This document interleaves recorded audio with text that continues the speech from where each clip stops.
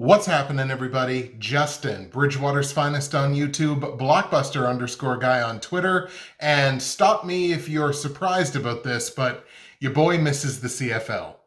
Badly misses CFL football. Of course, we had the season that wasn't in 2020, and to make up for that at least a little bit, since we couldn't have any actual football on the field, why don't we have some football cards? Now, this is the Upper Deck CFL football line. They've been putting this out since at least 2015, and the piece of paper that you see in front of you here kind of breaks down what you can expect in each one of these boxes. So obviously you see I have two hobby boxes there. So this is probably going to be two videos. We're going to break each box in its own video. So as you can see, CFL 2020, we got 6 cards per pack, 16 packs per hobby box, and 2 hobby boxes, as a total of 192 cards that we'll be breaking today. So these boxes advertise 3 hits per box, and of course that's on average, and you'll kind of see what we mean as we get a little bit lower.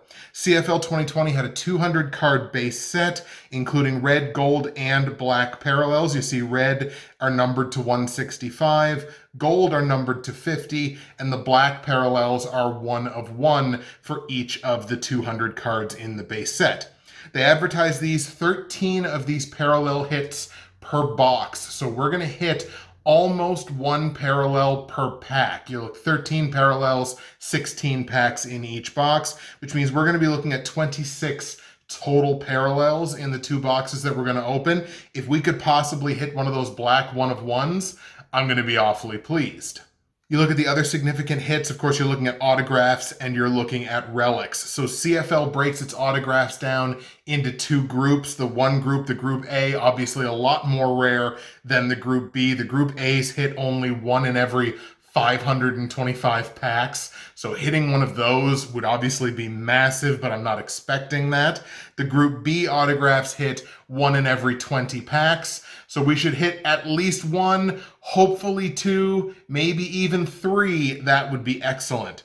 And then you're looking at the relic cards, your jersey cards hitting 1 in every 13 packs, which means we should hit at least 1 per box in terms of just hitting the regular jersey relics. There's patch relics that are numbered to 25. Then you get to like the SIG relics, as we would call them, the autographed jerseys. They're 1 in every 150 packs, so grabbing one of those would be massive. Or the SIG auto patches, or so the SIG relic, the auto jersey patches, numbered to 10. Then, of course, there's the big one, the CFL logo card, which is a 1 of 1 featuring the full CFL logo for 32 of the biggest players in the game. So that is the big fish. The CFL logo, 1 of 1, only 32 of those cards have ever been printed. If one of those cards is in these 2 boxes, hey, we'd be in great shape. So now we're going to move that to the side and we're going to open up our first of 2 boxes here. So of course, where we didn't actually get to have a CFL season last year, obviously I didn't get to do a CFL pick show, which sucked. I missed all of you in trying to do that show. I hope that you missed me as well. If we want to make up for the missed viewership, we need these videos to hit about, 3,000 people. If we can get 3,000 people to watch these 2 unboxing videos, then hey, at least we didn't miss out on any of the overall viewership. I'm gonna say that's probably gonna be a bit of a stretch. Open that up, 4 packs, 4 packs, 4 packs, and 4 packs. Our first box has been broken. We're gonna move this over here, and there are our first 16 packs. Let's get going. Now, as I break pack number 1 here, I will point out, people have mentioned in the past with my card videos, oh my God, I can't believe this guy is hammering the cards on the table. It's something that I do as a force of habit, but I'm gonna try to do it on my hand this time so you just don't have that knocking of the cards on the table. So we're just going through and I'll just give you a look there at what sort of the general base cards kind of look like. They're a relatively standard card. This is the first time I've ever gotten these. I will say Upper Deck has put them on pretty darn sturdy card stock. So they're certainly kind of above average in terms of the card stock. We've got our first red parallel there, which would just show you kind of the difference between the regular card stock, which we had showed before, and the red parallels. And based on the thickness of the packs, I'm willing to bet there's probably one of those blockers in every single one of these packs of cards, and I guess that's to be expected. So we're just going to leave those there as I break in to pack number 2. There's obviously also going to be criticism in the comments, I'm sure, about my method for opening packs. I can understand that, but shush your mouth. Now we have hit one of the gold parallels. So once again, the gold parallels there are numbered to 50, where the red parallel down there was numbered to 165. So we've hit a couple of parallels already, which is a nice way to get started with our packs. And of course, once I get through all the packs, I'll go through any of the special cards kind of significance. So we hit another red parallel there, numbered to 165. I keep putting these cards the wrong way around.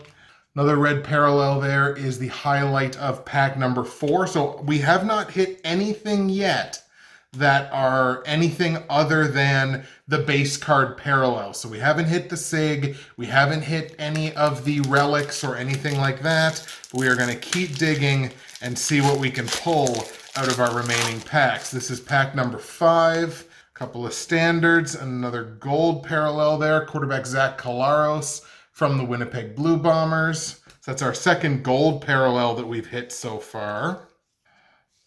Another red parallel, I think that's our fourth or fifth red parallel that we've hit so far in these cards. Another pack goes by.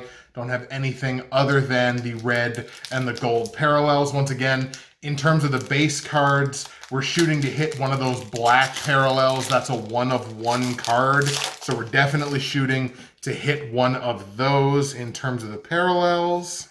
And here we go. We have hit our first real actual hit of this box aside from the parallels. We've hit our autograph. That is wide receiver Greg Ellingson of the Edmonton, well, now the Edmonton football team. At this point, it would have been from the Edmonton Eskimos. But Greg Ellingson, he has been a hell of a wide receiver in the CFL for a number of years now, certainly as long as I've been covering the game. So there's our first auto. There's our first actual real hit other than one of the parallels. We will just continue on our way of butchering these packs in order to open them. Oh, we just hit a monster. Okay. So a couple of regular ones there. We hit a McLeod Bethel Thompson Upper Deck game patch. Now, we talked about these, the patches numbered to 25. And that is a biggie right there. McLeod Bethel Thompson has had trouble sticking as a starting quarterback in the CFL, but has undeniable arm talent when you watch him play. Once again, these ones numbered right there, as you can hopefully see, to 25. We hit our game patch, so there we go. A couple of boxes in a row where we hit something pretty significant. Once again, that is McLeod Bethel Thompson of the Toronto Argos. Here we go. Now we're getting ourselves into a little bit of a rhythm. Another gold parallel here, numbered to 50. That is at least our third gold parallel, I believe. Oop, pop that right back in there. And see, I'm being a good boy. I'm not slamming them on the table like I would normally do in order to make them look all nice and uniform, because apparently I never knew I had ADHD, but with cards, apparently I do. Another red parallel there, Marcus Thigpen. He's in a Saskatchewan jersey there. He signed with the Argos in 2020, of course, for the season that unfortunately never was. We hit our second relic of this box, and this is another big one. This is quarterback Mike Riley of the BC Lions. Of course, a longtime quarterback for the Edmonton football team, setting CFL records, playing great football, moved over to BC, basically one of the only really strong components of a BC Lions team in 2020 that really struggled. But that's our second relic. Of course, you can see that's just one of the regular jerseys that pops 1 in every 13 packs, not like the number to 25 that we had with McLeod Bethel Thompson. But hey, anytime you pull 2 relics in the same box, you're having a good time. Another red parallel there, once again, numbered to 165, as you can see up there in the top right-hand corner of the card. Just 4 packs left in this box. We hit another gold parallel. That's got to be 5, I think, at least 5 of the gold parallels that we've hit so far. These are only 3 packs that we have left in our first box. So let's see if we can't pull something extra special out of one of these last 3 packs. Another red parallel there, offensive lineman Shane Bergman from the Calgary Stampeders. We popped that in there with our parallels. Just 2 packs now left to go. That was one of the easier open packs that we've had so far. So this is just a standard base card, but Upper Deck did something that they do with a lot of these packs, which is the last 2 cards in the base set, they basically made as checklist cards. So I thought I would at least take a second to show that. And then also in this pack, we got another of the red parallels, which we will pop there. Last pack of box number 1. We will open this back up, see what we can pull out of our last pack, and then we'll go over the specifics of what we got in our first box. And the last one is going to be another red parallel card in the base set, so we're going to pop that back down there. Please excuse my fridge going in the background, but here is what we pulled out of our first box. So obviously we got a big stack of base cards there. I believe I counted 76 of the base set in total. We did pull 1, 2, 3, 4, 5, 6, 7, 8, 9 of the red parallels in the base set. We got card number 2, Tunde Adeleke from Hamilton. We got card number 8, Marcus Thigpen from Toronto. Card number 32, John Crockett from the Ottawa Red Blacks. We pulled card number 35, Gerard Fernandez, also from the Ottawa Red Blacks. From Hamilton, we pulled card number 51, Mike Filer. Once again, these are all the red parallels numbered to 165. We pulled card number 59, Michael Couture from Winnipeg. And from Calgary, we got a couple. We got number 60, Shane Bergman, which I had showed you before, and number 62, Naila Kazitati. Nailed it. I've never heard that name before, so Naila Kazitati. We also pulled card number 67, which was Jesse Gibson from the Hamilton Ticats. So those were our red parallels. The gold parallels, we actually only pulled 4. I must have lost count somewhere. But we pulled a couple of big ones. Zach Collaros from the Winnipeg Blue Bombers. We pulled Abdul Kana. We pulled from the Ottawa Red Blacks. From the Winnipeg Blue Bombers, we pulled Stanley Bryant. That is card number 66. We had 8 and 14 ahead of that. And then card number 98, Dylan Wynn from the Hamilton Ticats. And once again, these gold parallels all numbered to 50. In terms of our actual hits, obviously we pulled the 1 autograph Greg Ellingson from the Edmonton football team, an excellent autograph to pull. And then the 2 relics were a couple of big ones. The Upper Deck game jersey of Mike Riley from the BC Lions. That is, of course, a 1 in 13 pack hit. And then the Upper Deck game patch numbered to 25, McLeod Bethel Thompson, quarterback from the Toronto Argos. So that is our first box of the 2 of CFL 2020. Come on back for the second one.